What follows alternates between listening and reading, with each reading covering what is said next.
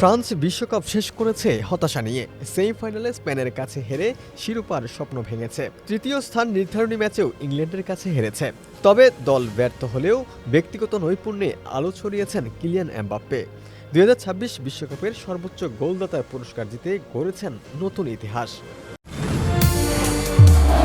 নির্মাণের number 1 Shah cement.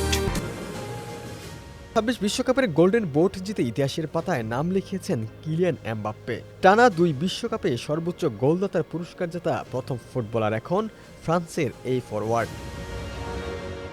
পুরো টুর্নামেন্টে ৮ ম্যাচে ১০ গোল করেছেন এমবাপ্পে। ফলে ৮ গোল করা আর্জেন্টিনার অধিনায়ক লিওনেল মেসিকে পেছনে ফেলে সর্বোচ্চ গোলদাতার স্বীকৃতি পেয়েছেন তিনি। ৪ বছর আগে কাতার বিশ্বকাপেও ৮ গোল করে গোল্ডেন বুট জিতেছিলেন এমবাপ্পে। এবার আরও ১০ গোল যোগ করে টানা দ্বিতীয়বার এই সম্মান নিজের করে নিলেন ২৭ বছর বয়সী তারকা। এবারের বিশ্বকাপে তৃতীয় স্থান নির্ধারণী ম্যাচে ইংল্যান্ডের বিপক্ষে জোড়া গোল করে বিশ্বকাপে নিজের মোট গোল সংখ্যা দাঁড় করান ২২-এ।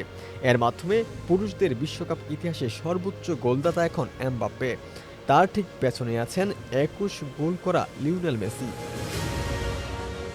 এছাড়াও ১৯৭০ সালে পশ্চিম জার্মানির কিংবদন্তি গার্ট মুলারের পর প্রথম ফুটবলার হিসেবে এক আসরে ১০ গোলের মাইলফলকও স্পর্শ করেন এমবাপ্পে।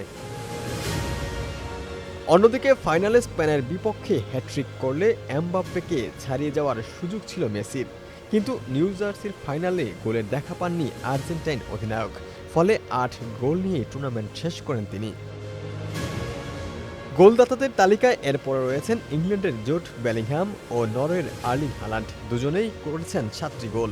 ৬ গোল করে তালিকার পরের ২ স্থানে আছেন ফ্রান্সের উসমান দেম্বেলে ও ইংল্যান্ডের অধিনায়ক হ্যারি কেইন। ডেস্ক রিপোর্ট, সমকাল।